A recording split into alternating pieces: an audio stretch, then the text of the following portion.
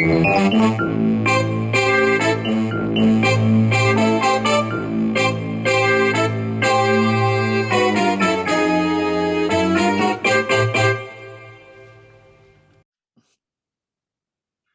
everybody, and welcome to the 96th edition of the Frank and Stan chat. I say that in that way because if you have the little sort of transcript underneath, it always reads it as Frankenstein. So I say now Frank and Stan chat. And I'm delighted to say we've got Adrian Lyons with us. So good morning to you, Adrian. Morning. Yeah, thank you for joining us. I mean, we go back a few years, but is there any chance you could tell everybody else, who you are and what you've done and, what you're currently doing? Right. So my name's Adrian Lyons, and I started life as a school teacher, took on some leadership roles in school, then went into teacher training, leadership roles there. Became an Ofsted inspector when I became self-employed, a self-employed consultant about 20 years ago, and never actually intended to do any inspection because I thought that was the most horrible thing you could think of. But I thought I needed the Ofsted badge as a self-employed consultant for for that credibility. So I did the training and then ended up getting given lots of inspection to do. And then in 2005, I became an HMI on the on the Ofsted permanent payroll, and that lasted for over 16 years. And last September, I was sitting in my car driving into a school for initial teacher training inspection, and I was sitting at the traffic lights actually on the last day of inspection, knowing that this school teacher training provider that had previously been graded as outstanding, we were going to have a conversation about whether it requires improvement or whether it was good. And I thought, I don't want to do this anymore. It would have been incredibly unfair. I don't want to do this anymore. And I went home and checked my finances and decided it was time to go. So since the end of September, I've been sort of on the other side, helping schools and helping teacher training providers, giving them kind of benefit of my experience, and doing the sorts of school improvement visits that used to be the best bit of being an HMI. It's funny. I remember a similar experience when I was sitting on a train coming back to Stockport after a week working as an HMI, and having a similar experience about feeling as though up to that point I'd had some control over the direction of the inspectorate in terms of how it inspected, but after that sort of, probably it was a meeting or whatever, I thought, no, I can't anymore, and I think it's that point where this idea that you were doing it for good, I didn't feel as though what we were being asked, well, what we were asking inspectors to do was actually going to deliver the goodness that I'd felt we were able to drive forward previously. Now, whether or not that was true or not, but it was, it was something I felt personally that I was contributing to something that was a positive experience for schools and something to improve lives for children. But I couldn't say that anymore. Yeah, absolutely. I mean, it for a long time, I loved the job of being an inspector. Going into schools, often giving them a pat on the back, although it's always stressful for them. There were occasions, quite relatively few occasions, but there were occasions when you felt actually you'd really done something to change the deal these pupils are getting. When a school needed to go into special measures, it needed to go into special measures for a reason, and because you had to put a stop to what was happening to these children, and that was really important. But for one of my roles within HMI was that I was a national lead for economics, business and enterprise, and that was just done away with. The person in charge of curriculum in Ofsted said, why do we have a national lead for including enterprise? And I said, well, I explained. She said, well, that's personal development, it's nothing to do with the curriculum. And it was just axed with no further explanation. I suppose that started by thinking that actually what we're doing here is enforcing a particular ideology of the curriculum, and we're becoming that ideology police. And yeah, that kind of started my departure, really. Well, Stan, you've got experience as an Ofsted inspector going back a few years there. Yeah, I think my moment, I think I've said this before, was when I realised the cost of an inspection. If that money had been put into the school, they could have kept a teacher for another year, which would have made far more difference to, it was only a tiny school, but far more difference to the children in that school than anything I could say as a result of spending, I think, 4 days at the time in the school. So yeah, I think I did used to believe that inspection was a force for good. I did think, yeah, it was uncomfortable in those first years for schools, but actually schools improved as a result. I'm no longer sure that's the case. I think schools now do their development, do their thinking, do their changes between inspections. So they wait to let an inspection finish and pass and then say, right, let's do something innovative now while we can. And we've got 4 years to get something up and running so it can be tested in 4 years' time. And I don't think that was really the intention behind improvement by inspection. Yeah. Do you know, Stan, you just reminded me that somebody back in as long ago as 2005 said that schools are now so good at self-evaluation that we steady that we could dispense with this heavy-handed Ofsted inspection, and we could just check out the central nervous system of the school, and if it all checks out, then that's fine. We can do it in 2 days. I don't know who that was, Frank. Well, I'm not sure who that was, but actually, I would purport to say I would support a view that we do inspect far too often. I know we perhaps differ in decisions as to how frequently schools should be inspected. Whether if you inspect schools more frequently, then actually it becomes, I think, quite punitive and quite destructive. So, but again, the balance is, having something that tunes into catastrophic failures that can occur in schools, and there have been a few examples of those this week, but actually being, the vast majority, I think that's the point for me, the vast majority of schools are, they come out without a concern, and it seems, as the point Stan made about, it seems a very expensive business to find actual failure, which probably is pretty well known within the community anyway, so it's not as if, in many respects, the focus around inspection is become a political tool. And so, in effect, that's sort of the reason why they're inspecting, in order to pick up the point Adrian was saying, perhaps for ideological purposes. But yeah, I think having ploughed through quite a number of inspection reports in the last 2 or 3 weeks, if you took the word knowledge out of the textbook, out of the framework, there'd be nothing for inspectors to write about. I came across one this week where I just felt, if that would have been written in my time, it would never have got past a reader, because the language in it was so poor, and it didn't actually express what I don't think they do anymore. Sorry, I'm going off on one now. But when you read the first we'll paragraph, get round to what's caught your eye this week in a minute. When you read the first paragraph on a lot of reports now, it's this is, children are happy here, it's a good place, parents support the school, blah blah blah, and then a bit later down you get this devastating thing about the children aren't learning enough, and you can't have those. I don't think you can have those two things. And I do think, going back to what Adrian's just said, I do think the focus of inspection should be, how well does this school know itself? So you're not saying that self-evaluation is necessarily good everywhere, but that's what you're testing. So do you know the strengths and weaknesses of the school, and is the actions you're taking to improve, are they the right ones? And if we judge that, then I think what schools would do would really focus on their self-evaluation, because that was important to get that right. Not to cover over the cracks, but to say, yes, we know that crack is there and this is what we're doing about it. And I think that would improve schools rather than punish schools. But then again, who am I?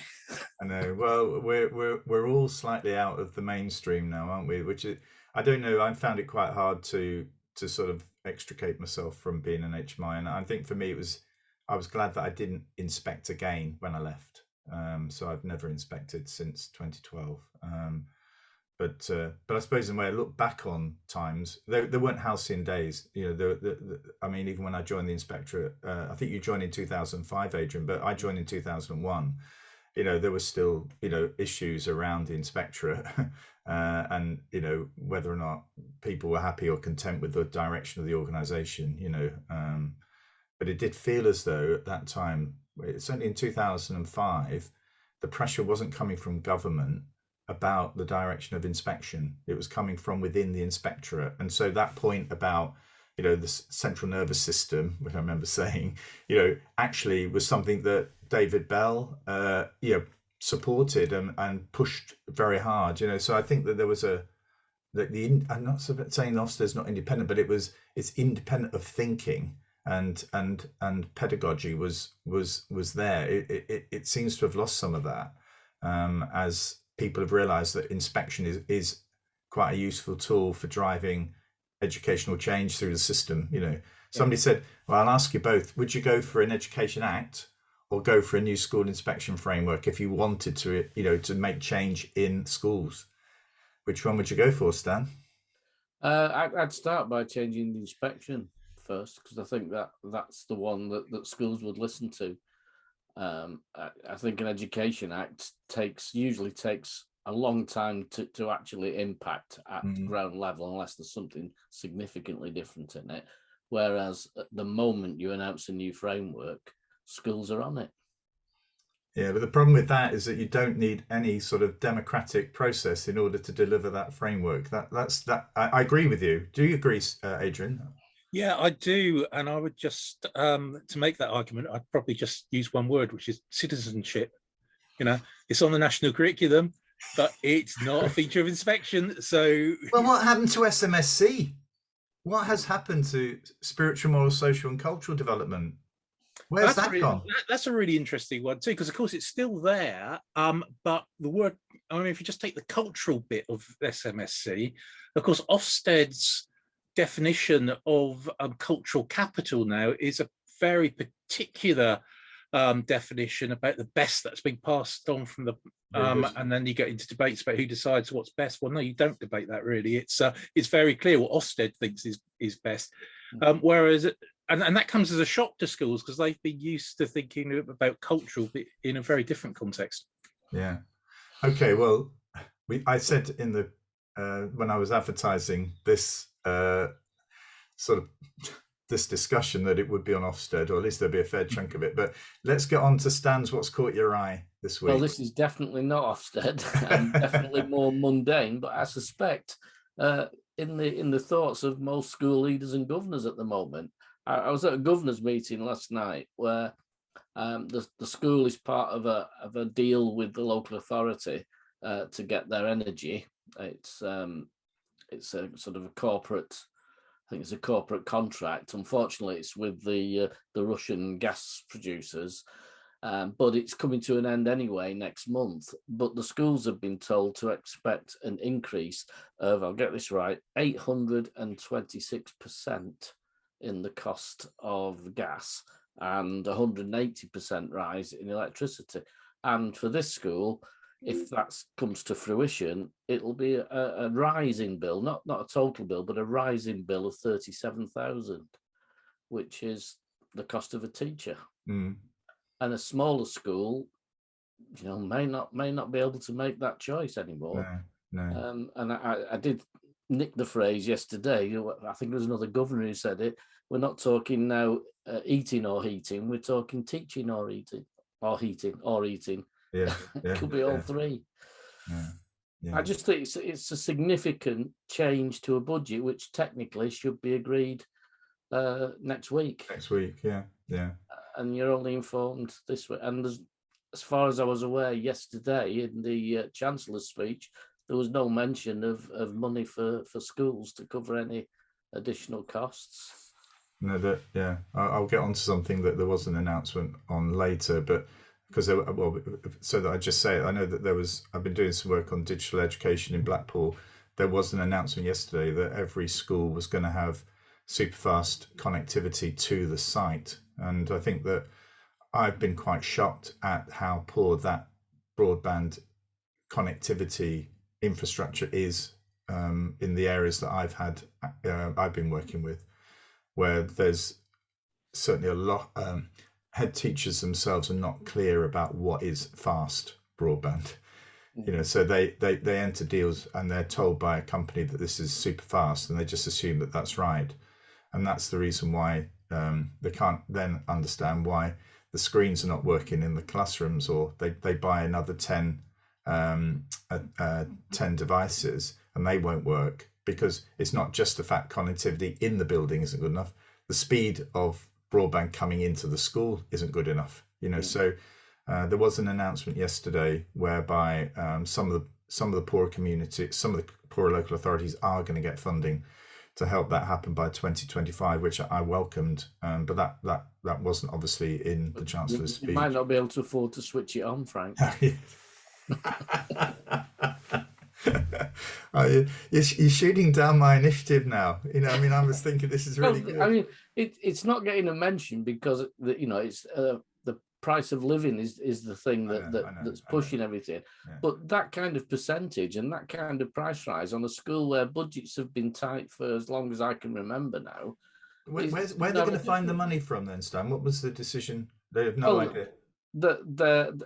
From what I understand, the local authority have said budget for both electricity and gas doubling in price, and we will have to make a case to government that money's got to be found somewhere. Yeah. But even doubling your fuel costs in 1 year's budget is significant if you're already on a tight budget. Adrian, what's caught your eye this week? What's caught my eye? So many things, really. I mean, there's a war going on. There's the Chancellor's statement this week, totally ignoring the fact that of the cost of living crisis, really, other than a marginal change in petrol price. But actually, I like Stan. I was in a governor's meeting, but a governor's meeting in a totally different part of the country this week, where the budget was being discussed, and again, 100% increase is what in fuel costs is what they're budgeted for. But after we discussed the budget, somebody asked the head teacher, what's your biggest concern about something going wrong with that budget? And her response is very simple. It was COVID and staffing. And I found that, what I'm doing currently is, as I said, I'm supporting lots of schools, and so I'm visiting lots of schools. And there's one I was in last week where they're sending secondary school, sending a year group home each day of the week, a different year group. And that's their way of coping with the staff shortages, 16 away, 25 away. It's just, and as a head teacher saying to me, the problem is, even if we've got the pupils in school, these year 11 or these year 13 are coming up to do their exams with their teacher off with COVID. So it is a really uneven playing field that we're now heading into, in terms of both school accountability, but much more importantly, the qualifications that pupils are going to leave with. Yeah, I agree. I mean, I think I mentioned before we started recording that my son's partner is in hospital today. She got COVID and has now got a secondary infection. All of them have got COVID in the family now, and I speak to. I mean, she's extremely clinically vulnerable, and that for me is the thing, that it's something about what is society saying about those that are the most vulnerable within it. I think we all have a duty to go the extra mile to ensure that those that need that additional support get it. That's probably where I'm at. And actually, the point then was around the spring statement, about the proportion of families that are in absolute poverty, is at record levels. And going back again, Adrian, to that point about, well, what are Ofsted inspectors reporting on? If COVID is the big issue at the moment in schools, and it is, and poverty is an issue, why are we not reading about that? Thinking about the tradition of HMI, you and I have read, Stan, I know, has brought these to my attention as well, old reports of visits by HMI which report on, you know, how the children are, you know, how well are they fed, you know, how well are they dressed, you know, what are they, you know, how are they coping with life? You know, when we read, as Stan says, everything about knowledge, but nothing about COVID, you know, makes you wonder whether or not we're in a different world, you know. I think it's partly that it's there. Ofsted has the obsession with knowledge, and actually, I say Ofsted. Perhaps we could take a moment just to clarify what we mean by Ofsted. But I'll come back to that in a moment. Yeah. But Ofsted has this absolute fascination with knowledge and basically being used as a inspection, as a means for ensuring that all schools deliver a knowledge-rich curriculum. But there's also alongside that, from within the top of the organisation, they do play into or see their role as supporting a government agenda of COVID is over and we mustn't mention it. Yes. Yes. Yeah. I mean, I think we'll look back on this. I mean, historians will look back on this time and wonder. We had all these people going into schools with COVID and no one mentioned it. You know, and actually it sort of made, just picking up on another point, this isn't the point I was going to make, but there was an interesting point this week, Adrian and Stan, that there was a school that's complained, a special school that's complained about their inspection this week, where I think they were judged requires improvement. And the school have questioned the experience of the inspectors who undertook the inspection. So it is a special school. It's not a unit within a primary school or a secondary school. And one of the head teacher said, some kids here are unlikely to speak, and that's got nothing to do with the phonics teaching. But actually, there is this issue, isn't there, about, you know, how much, you know, if you are inspecting knowledge, then that actually, I think you would expect those who are inspecting to have a good understanding of the knowledge of that subject. Yeah, this point here could be made about every single historian, every single inspector going into a history class in year 10. Actually, if it is knowledge rich, how secure is the knowledge of those inspectors inspecting history? You know, that's where this all ends up, and this is, you know, this is where the fault lines are, and it's a shame really that schools haven't been like this special school, that have actually drawn attention to the fact that I don't think we had a group of inspectors who knew one bit about what they're meant to be inspecting. No, I think special schools do cause inspectors a problem in that they don't fit any of. I mean, I remember talking to a head. I don't know why I was in the school, a different reason, but we were talking about target setting, which was still being applied to this special school. And we were talking about a child who had a degenerative illness. And he said, you know, what do you want me to report on progress? Because progress for us is no degeneration. You know, and if I say to the parent that there's been no degeneration in a term, that's a cause of celebration. And yet, as far as progress is concerned, it just doesn't register. No. It's really interesting, Frank. I was working with a MAT that's got this is kind of introducing a quality assurance process called book study, where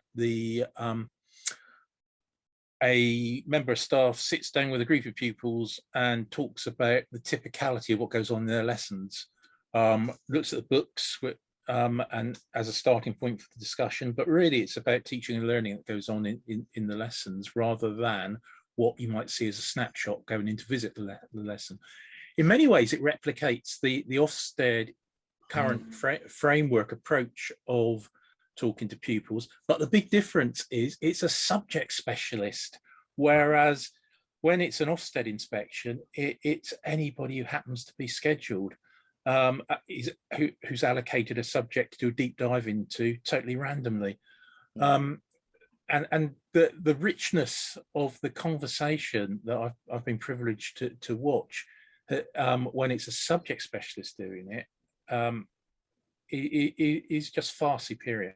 Yeah, I agree. And I think going back to the days of self-evaluation, that really, in a sense, needed to be supplemented with people like yourself, Adrian, who were specialists who could actually visit schools specifically on a strength of theirs, you know, and that's the strength you had as a subject lead HMI, being able to convey that, you know, you've got the credibility that goes with it. You've also been able to see such a broader range of provision across the country. You're bringing that to the visit as well, aren't you?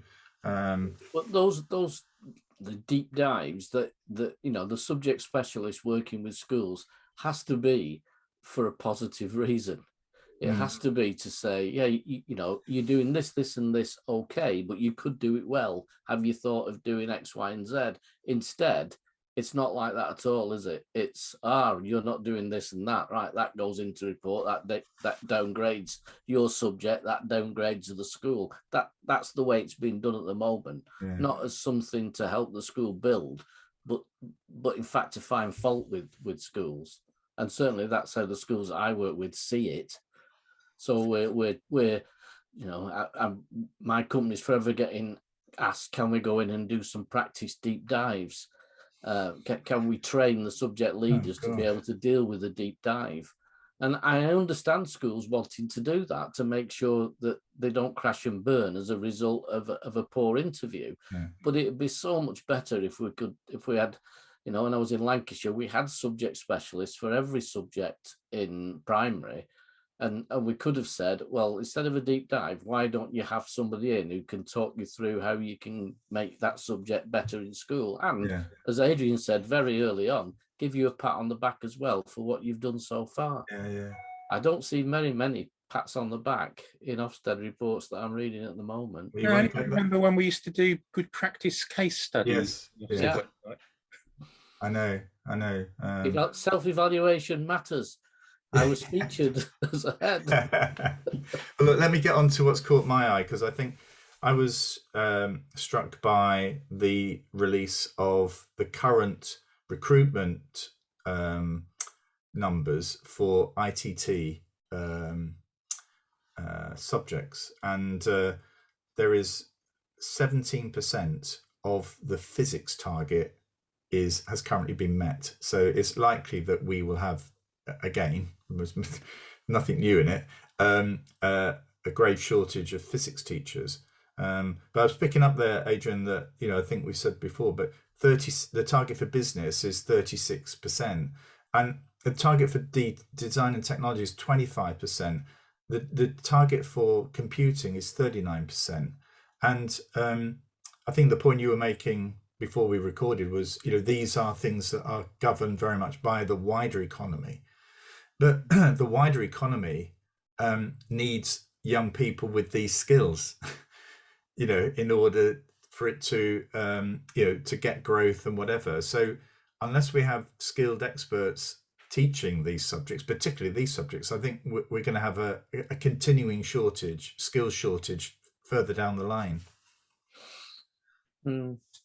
But then you get to the point then, Frank, of saying, right, well, do we give bursaries, etc. for that, which, you know, they are, aren't they? There are currently, and I would agree to it. But the problem then comes that those bursaries are at the behest of government, and you know, my example will be my son getting a bursary to do music not that long ago, to find, as he left training, Michael Gove had come in, and music was no longer really on the secondary curriculum, well, hardly on the curriculum, let alone being a shortage subject. But I do think an easier way will be to say you don't have to pay a student loan if you work in schools for that amount, because it would be a significantly greater figure, and also I think have a lot more about it to say, right, well, actually your training is now going to not cost you anything and not leave you in debt for life.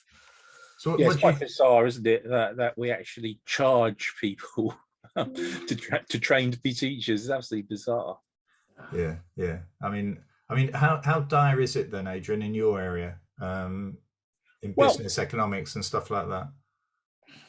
I was asked to talk to economics undergraduates, Essex University, I mean, one of the best universities for economics, actually, a couple of months back, and I was about the possibility of becoming an economics teacher.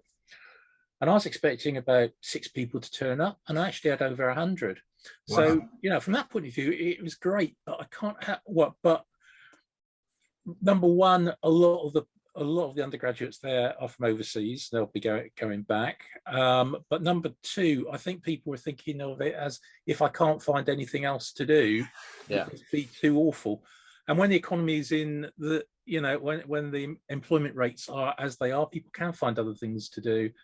And I do think that's a perennial problem with teacher recruitment. It does vary by subject, as you say. You know, there are always plenty of PE trainees and PE. Yeah, they were just they're 215% above the target. But we're desperate for economics and business teachers, Yeah. particularly economics teachers, because it's quite a narrow range of schools that offer economics, actually, which means that the people who come, and this is a worry for government, that students, A-level students who then become undergraduates, who then become postgraduates, who then get into policy work, either in the Bank of England or the Treasury or whatever, tend to be male, white, middle class, and 70% of A-level economics students are male, and 70% of economics undergraduates, not surprisingly, are male, and that's an issue. Yeah. I mean, again, just picking up on the computing thing, that I was shocked that I think it's under 20% of computing students at GCSE are girls, and that gets lower as they go, because obviously if you haven't taken it at GCSE, then you're not really likely to take it at A level. So, you know, that is a dynamic which perhaps in these figures it would be interesting to see what the male female breakdown of these figures is, you know, because actually that primary figure is 128%. So Stan, you're right, people are still wanting to be primary school teachers. It'd be interesting to see what, you know, whether the profile has shifted somewhat and perhaps that's more of a vocation. Yes. Yeah, but would I go back then to the graduate teacher program, where people you have to stand. And the although it was an expensive one, the retention rates were just significantly higher than any other route, and so economically it was a cheap route, but it didn't feel it at the beginning because the training was very expensive, because you were paying a salary to train people. One thing I just want to pick up before we finish, because we've gone 34 minutes already. Adrian, just I mean, we've had a couple of professors on here, Sam Twistleton and Rachel Lofthouse. At the time when the sort of consultation about ITT was going on, they had, I wouldn't say completely different positions, but one was actually part of the group that was devising this, and Rachel was obviously responding to it. I mean, we're now at the point where submissions are being made, aren't they, by ITT providers? I mean, how do you think this is going to play out? Do you think that there will then be the loss of smaller providers? They'll all be swallowed up and have to be sort of part of a bigger provider? Is that where we're heading? Well, this is absolutely fascinating, Frank, because the whole direction of travel and teacher training has been, over the last couple of decades, really, I suppose, has been that schools should be training teachers, not higher education institutions. And we don't want teacher training to be dominated by theory and education psychology and stuff, but we actually want to sort of sit by, learn directly from a mentor in school. And that's been the direction of travel until about 2 years ago, when it suddenly decided, no, actually, trainees do need to know about the current up-to-date thinking, by which we mean cognitive science, obviously. It's so we need higher education institutions or at least to be in partnership with SCITS, and schools can't do it.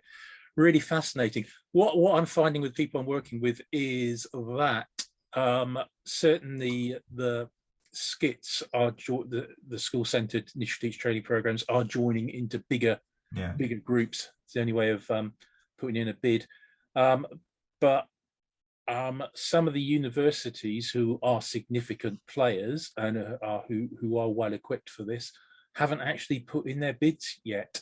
Didn't bother with the first round, thinking about whether it's worth doing it for the second. Really, I didn't realise that. I was working with one last week, and a big, well-established provider that hasn't actually done anything about it yet. So I think the jury's out.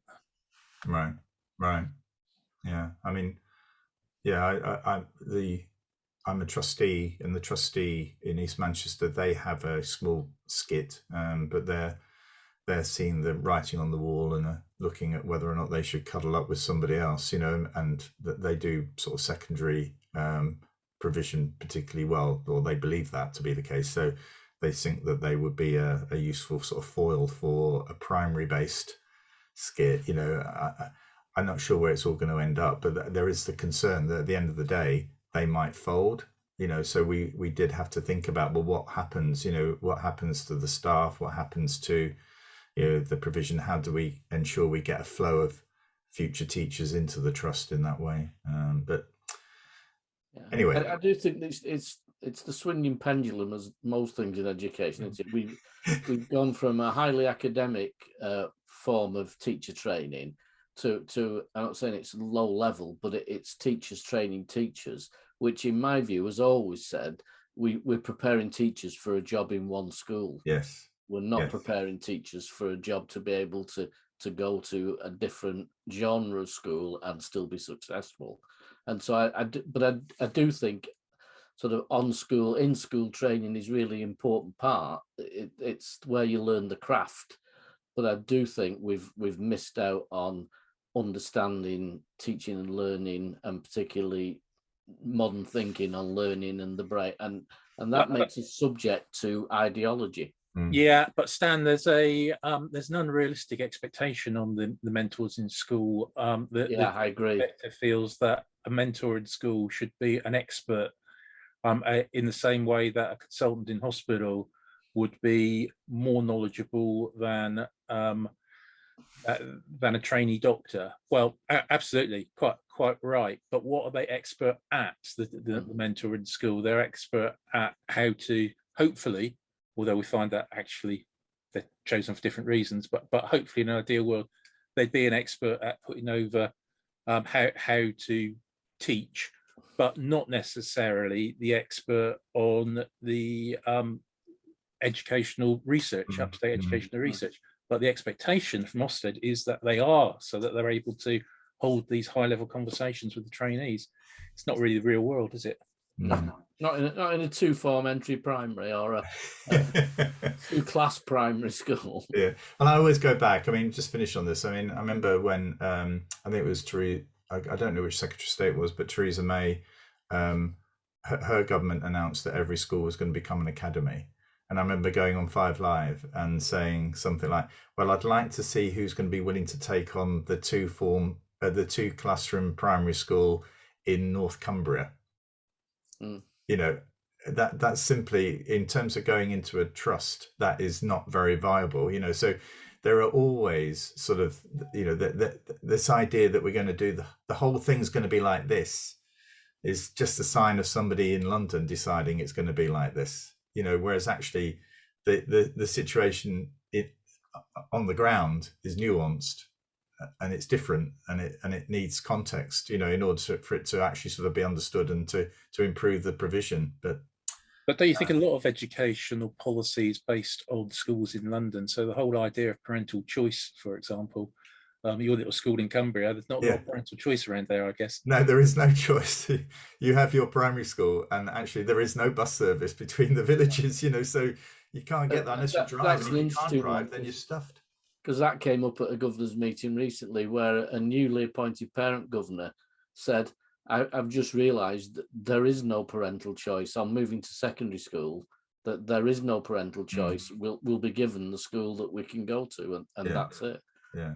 And that's the real situation. Yeah. Even though they can list the number of schools they would like to choose, the reality is you won't get in them. Yeah. Okay, well, look, I think it's getting on for 40 minutes, which is making this one of the longest chats we've had. But thank you so much for joining us this morning, Adrian. It's been fascinating. And just to get back to the Ofsted thing, I've really found it quite therapeutic.